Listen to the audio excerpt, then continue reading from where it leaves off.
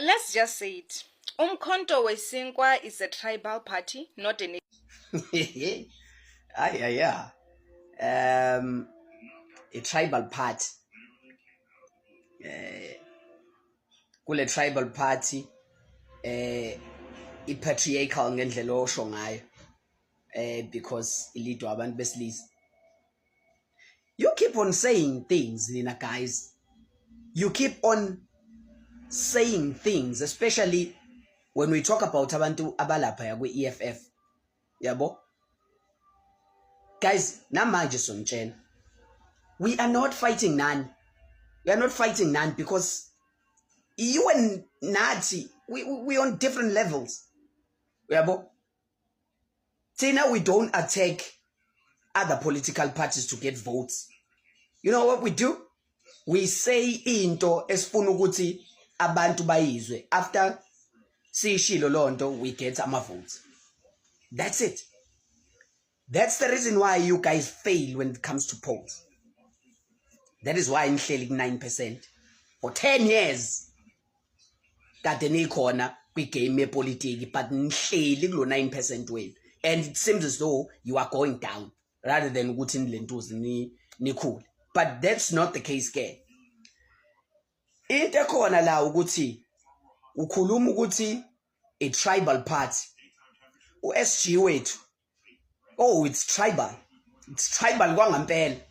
But u-SG wethu ngicela ukukubuza ukuthi my tribalistic, why u-SG wethu engeyena owakule province?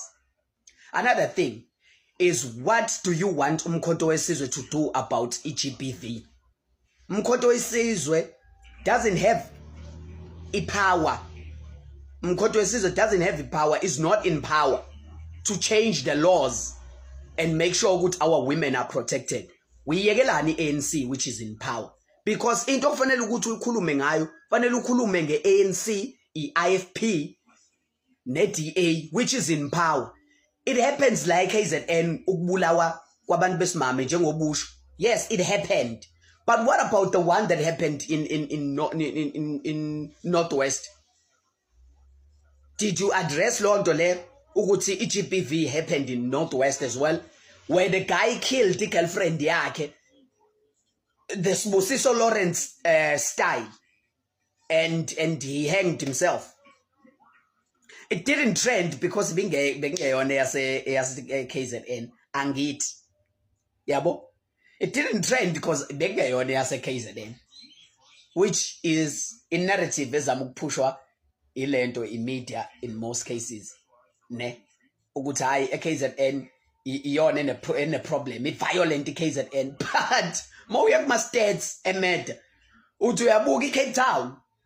Cape Town is number 1 ngemed. Gang-related murders is in Cape Town. Uyabo? Yes, nase KZN akhona ama murder crimes. But why you number 1 in Cape Town? And why ilentuza i town which is considered most dangerous? Kungeyona one of the towns in KZN. It's Rustenburg in Northwest. Rustenburg. Rusty Dust. In Northwest, if ubuka kuma stats, and yet you are here talking about AmaZulu. Guys, kahle ni grand like Andalen. Ama stats are talking something else, but Nina, you want to push a narrative as though AmaZulu, they are very, very bad when it comes to violent crimes. Nah, Jalapa Northwest. It's one of the most dangerous towns in South Africa. And there's less Zulu people there in Northwest. Less. And yet we are talking about us. Ukuthi hayi hey bakwethu. Yabona indaba yenu yosolveka kudala because nithi ama stats ekhuluma enye into nina nibe nishona ngapha.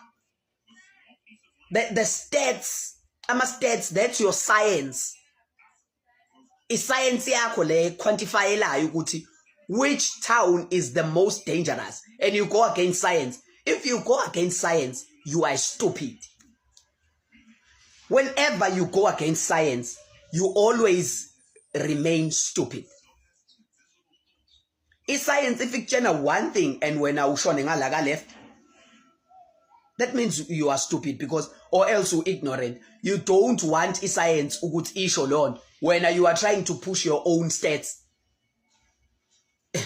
Gender-based violence is one of South Africa's problems ewa facing, and yet when ufuna ukuthi akunankinga kwamanye ama province ilapha eKZN kuphela sizoyiyeka se-ignore and then sisolve le lento le KZN, but amanye ama province, what's going to happen?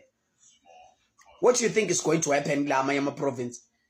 Do you think it's just going to fade away ngaleyo ndlela? We need action ezothathwa for South Africa, not for KZN.